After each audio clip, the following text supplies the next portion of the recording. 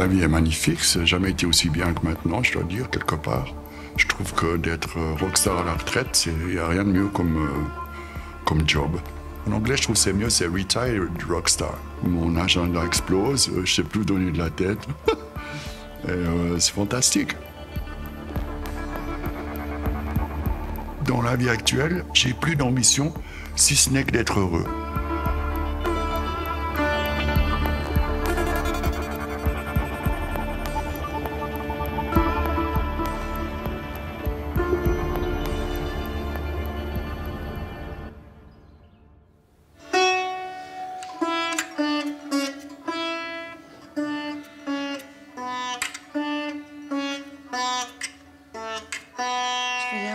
Super, hein?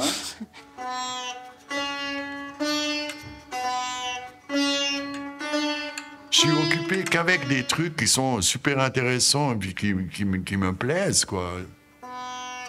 C'est ça le schéma, hein? Tous les jours, je fais une bonne heure et demie de yoga, méditation. C'est quelque chose que j'ai appris en Inde. Et puis, pour moi, c'est devenu quelque chose de vital.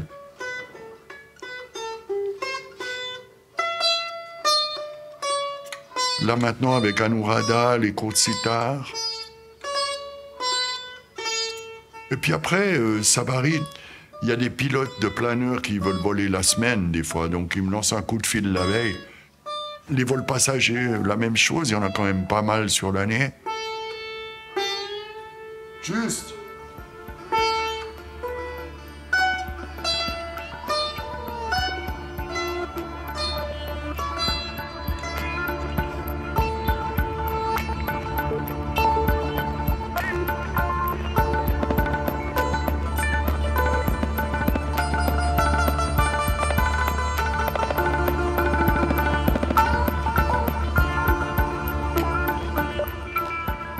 Comète, c'est pour moi quelque chose de périodique comme ça. Aussi parce que c'est dans les étoiles. Aussi parce que c'est un avion de Havilland Comet. Et puis aussi parce que ça sonne bien.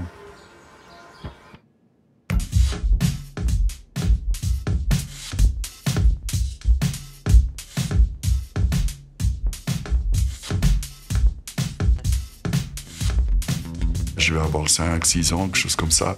Mais mes parents m'ont inscrit au conservatoire. Alors voilà, j'ai commencé à étudier la musique classique. Et puis mon oncle, lui, il jouait du blues, du jazz, du boogie. Puis il m'a dit, regarde, je vais te montrer, c'est comme ça, comme si, tu fais comme ci, comme ça. Puis c'était vraiment fantastique.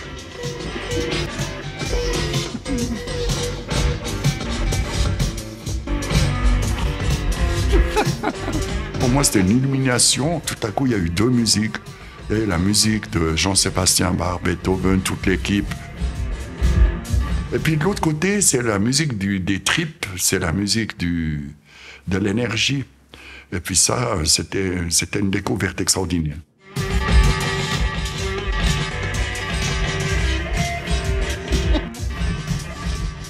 C'est un espèce de gros bordel. On dirait vraiment que le batteur, il est vraiment pas au meilleur de sa forme. Et on dirait qu'il joue faux. Mais en fin de compte, c'est ça qui m'intéresse pas mal. C'est du vieux blues futuriste, fait avec de la super technologie pour que ça sonne comme un vieux truc fait à la main, quoi, on pourrait dire. Tu vois. Donc voilà où on en est, quoi.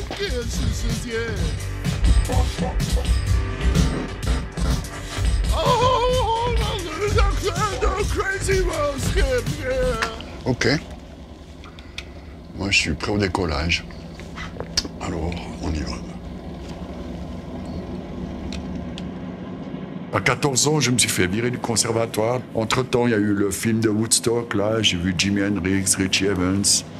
J'ai pensé, merde, le piano, c'est cool, mais la guitare électrique, c'est vraiment beaucoup mieux. Hein.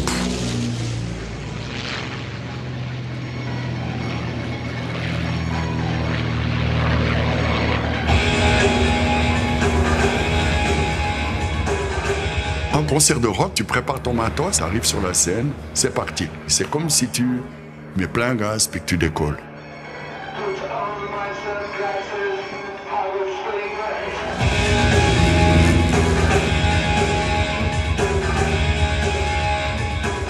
j'étais tous les week-ends avec ma mère à l'aérodrome.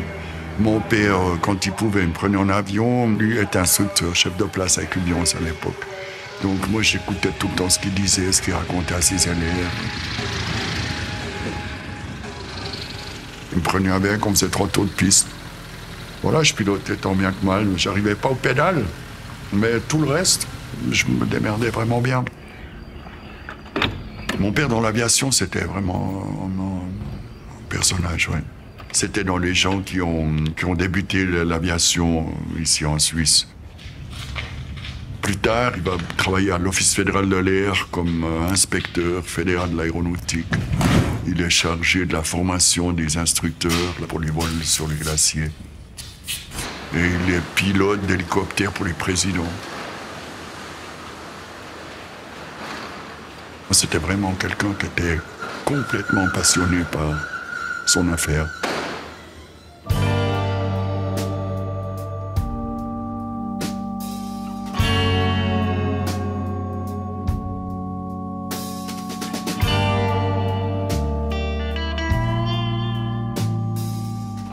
J'ai fait les cours IAP.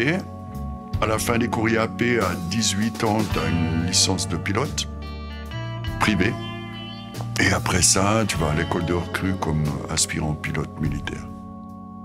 Et puis là, je me suis fait virer pour manque d'esprit militaire. Et voilà, hop. Moi, j'étais tellement content de voler là-bas, j'allais tout le temps au rendez-vous avec mon Walkman, j'écoutais facilement Frank Zappa, j'aimais bien fumer une clope pour me détendre avant le vol, tu vois. Ouais, l'esprit militaire, toi, les mecs, ils écoutent pas du Zappa, hein. À l'école de pilote. Mais bon, voilà. Moi, je me suis dit, maintenant, je fais du rock'n'roll.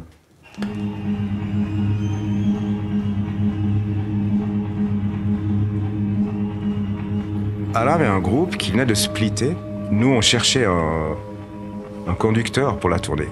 On partait, je sais pas, un mois et demi, quelque chose comme ça. Une belle tournée, plein de dates en Europe.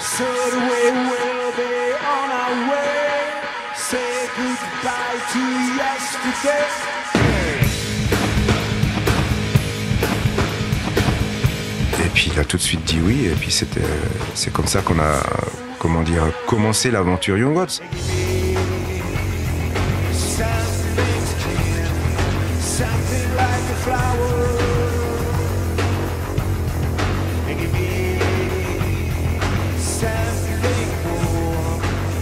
Aux 2 tiers de cette tournée, notre ingé son a commencé à peiner, à craquer et à passer le relais à Alain. Il a fait, je sais pas, les 10, 15 derniers concerts derrière la table de mix. Et puis à la fin de cette tournée, César Pizzi a décidé d'arrêter de jouer.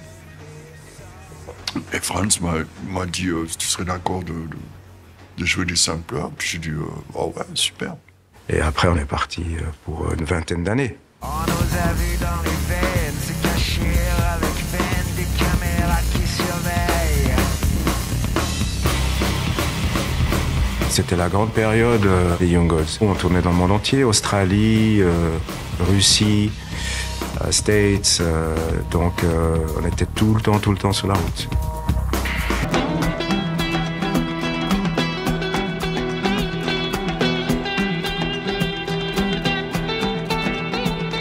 Un sacré bon coéquipier, quoi. Très impliqué, très fidèle, très bon camarade de route, beaucoup d'humour, des fois sale tronche, mais comme tout le monde. Beaucoup de rire, et puis des fois des frustrations.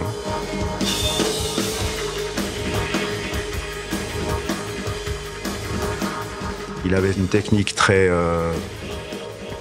pilote d'avion, tu vois, parce que finalement, il faut être rigoureux parce que c'est de la haute voltige, mais en même temps, il faut savoir planer et puis savoir faire des loopings en musique. Salut Laurent. Salut Alain. Tout va bien? Bien et toi?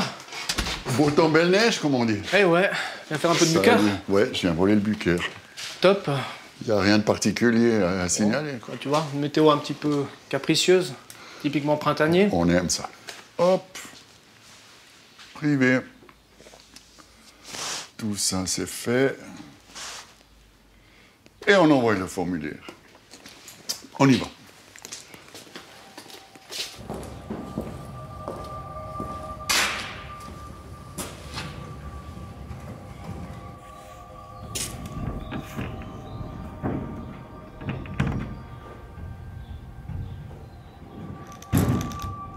Cet avion, il a été dessiné pour la formation des pilotes de chasse de la Luftwaffe.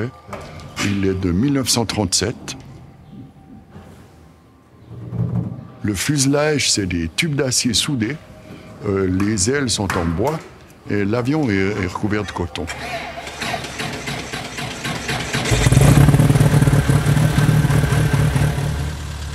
Je pense que presque tous les pilotes sont d'accord avec le fait que le Bucaille est un avion fantastique à piloter.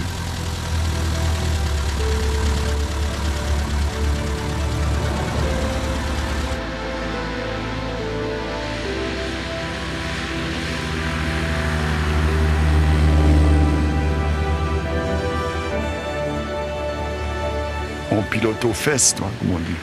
Donc, ça veut dire, bien sûr que tu as des instruments, mais on va dire que ces instruments, ils sont plus pour vérifier ton appréciation de la chose que pour avoir le nez dessus puis à regarder tout le temps le truc, tu vois.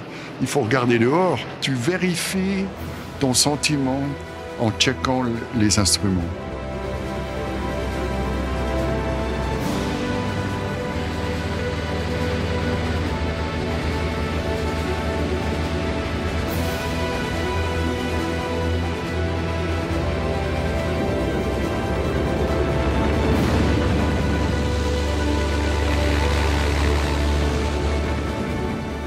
L'acrobatie, ça s'appelle vol de virtuosité.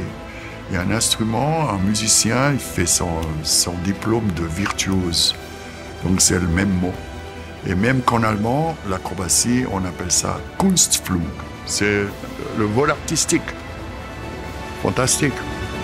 Puis en anglais, let's go to the bar, non? Je sais pas comment ce qu'on dit en anglais.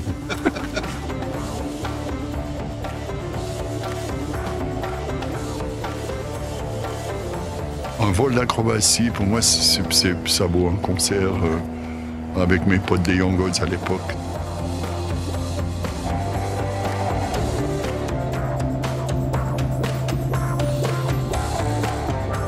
Il y a cette puissance, il y a les effets des jets, quoi, hein, la force centrifuge que tu prends en faisant les figures. Le spectacle est grandiose, c'est vraiment son et lumière extraordinaire.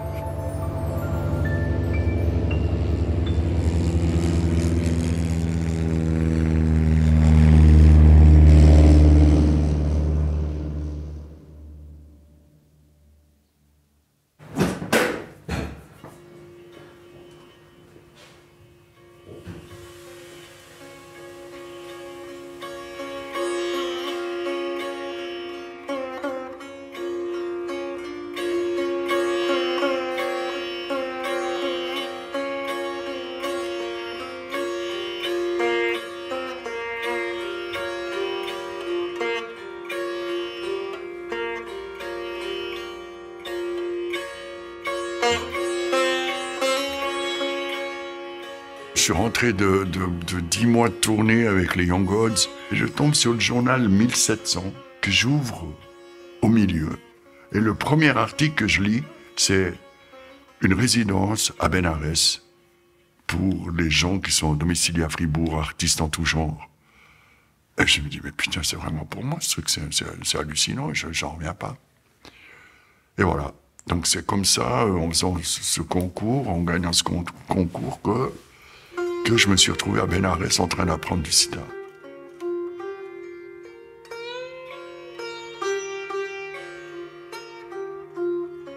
C'était une expérience assez géniale. Difficile au début, mais tout à coup, je me suis rendu compte que la musique indienne est basée sur des loops. Et les loops, j'en ai fait plus de 20 ans avec les Young Gods. Donc, si tu veux, tout est devenu tout à coup d'une clarté impressionnante.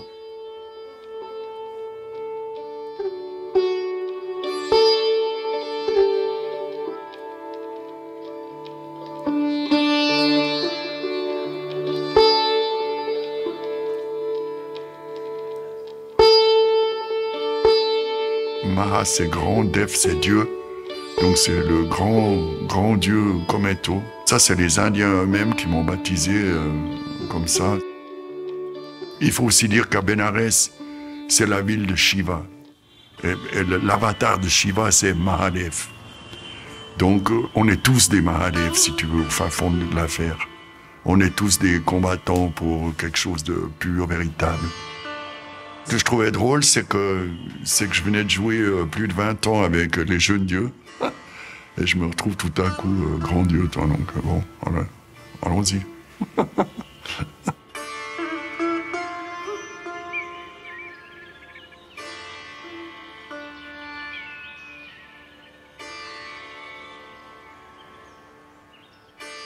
Toute cette histoire de voyage en Inde, tout à coup, dans toute cette aventure de Yongoz, il y a eu comme une espèce de trou de 6 mois où on n'allait pas jouer ensemble. En 20 ans, tout a relativement changé aussi. Mais je suis devenu père de famille, j'ai des enfants, alors qu'à l'époque, j'étais célibataire. Je veux dire, pour nous tous, les choses changent. On grandit, les idéologies changent. Les envies peut-être changent. C'est un peu tout ça qui a fait que tout à coup on a changé de route.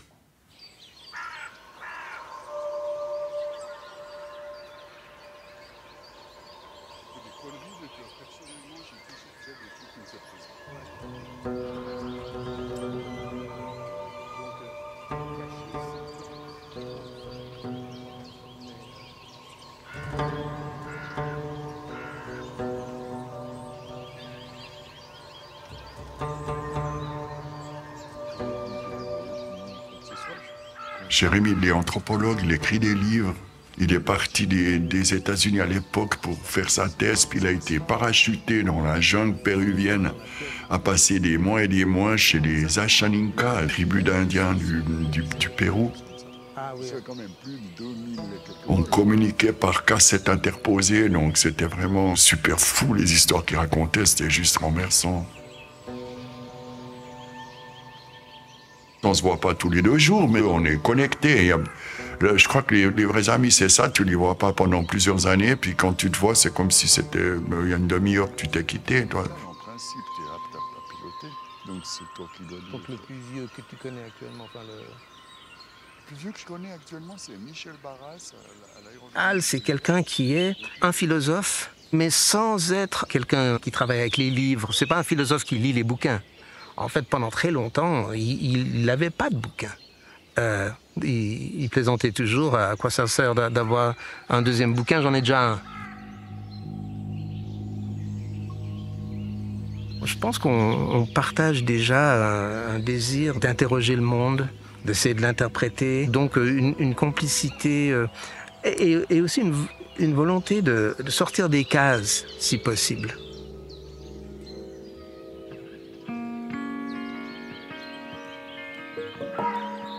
J'ai toujours aimé la forêt. Le point de vue amazonien, c'est qu'à l'intérieur de chaque plante, il y a quelqu'un à la maison. C'est pas juste des trucs verts.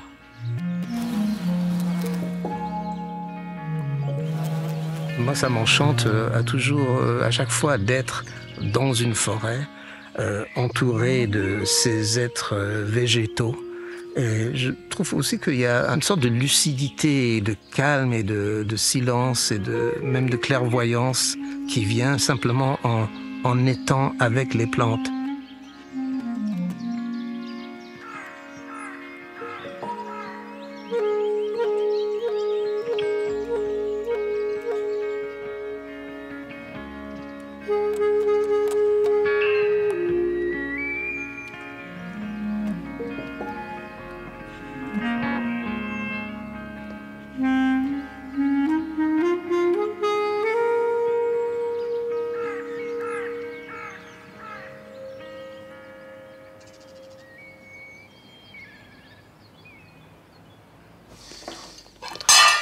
Il faut mettre la casserole sur le sous-plat direct là-bas. Le soir, c'est une fondue pure vacherin. Donc il y a plusieurs vacherins différents, mais c'est que du vacherin, il n'y a pas de gruyère. Waouh! Elle est belle. Hein. Tu plantes tout tranquillement dans le truc, tu remontes délicatement et tu tournes. Et voilà.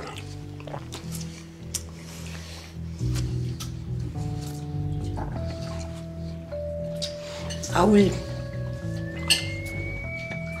Mmh. Ah ouais.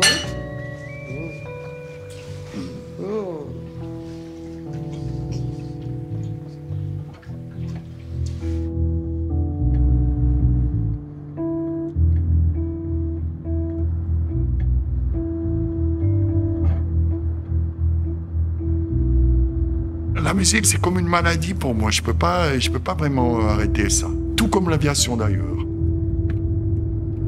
La musique, je la fais uniquement pour moi. Si j'ai de la chance, elle va te plaire.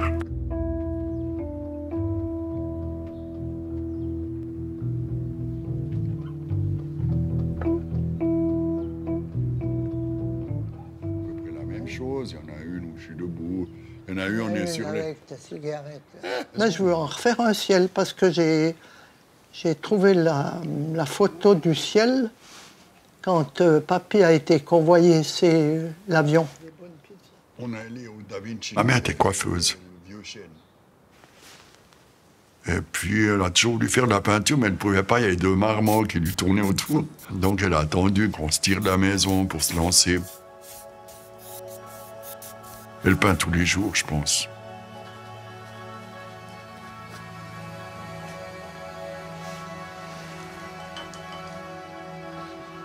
On voit quand même un petit peu la vie en rose. En faisant des disques, j'ai jamais pensé que j'allais laisser des traces. De toute façon, tu sais, en même temps, on est bien peu de choses. Hein. Je veux dire, mon père, il est mort en 2015, toi, donc si tu veux, ça fait à peine 10 ans. Aujourd'hui, si je pose la question à l'aérodrome à Gruyère, est-ce que vous connaissez Gaston Monod? Pas grand monde qui me dit oui, hein.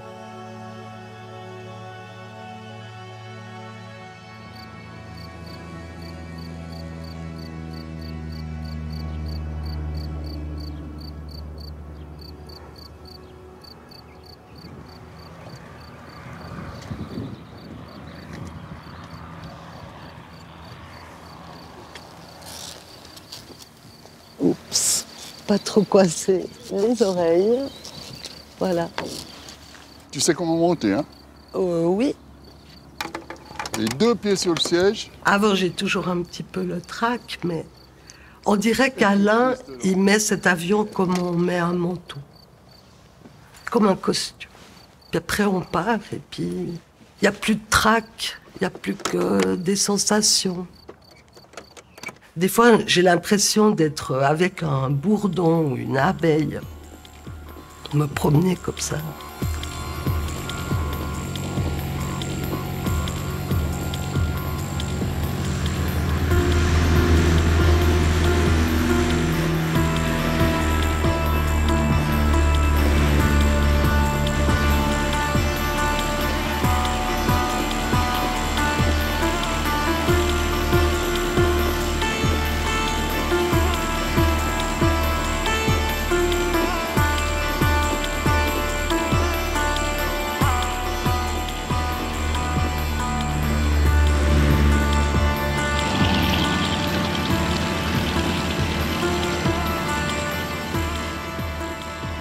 Pendant une vingtaine d'années, j'ai arrêté de piloter.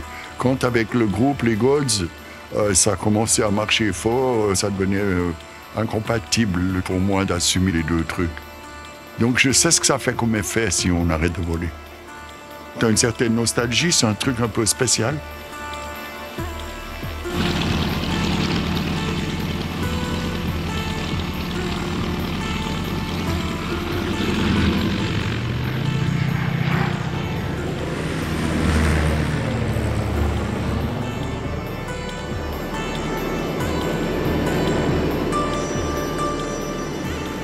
Le jour où j'arrête, je vais mettre quelques milliers de francs pour m'acheter vraiment un super simulateur avec des conditions optimales.